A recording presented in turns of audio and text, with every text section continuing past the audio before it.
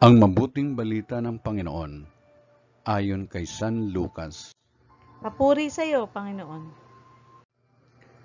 Noong panahong iyon, tinanong ni Jesus ang kanyang mga alagad ng patalinhaga, maaari bang maging taga-akay ng bulag ang isa ring bulag? Kapwa sila mauhulog sa hukay kapag ginawa ang gayon. Walang alagad na higit sa kanyang guro. Ngunit kapag lubusang naturuan, siya'y magiging katulad ng kanyang guro.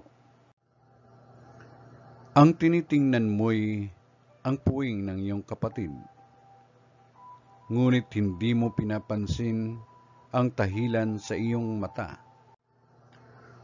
Paano mo masasabi sa iyong kapatid, "Kapatid, bayaan mong alisin ko ang iyong puwing," gayong hindi mo nakikita ang tahilang nasa iyong mata? Mapagpaimbabaw, alisin mo muna ang tahilan sa iyong mata at makakikita kang mabuti. Sa gayoy, maalis mo ang puwing ng iyong kapatid.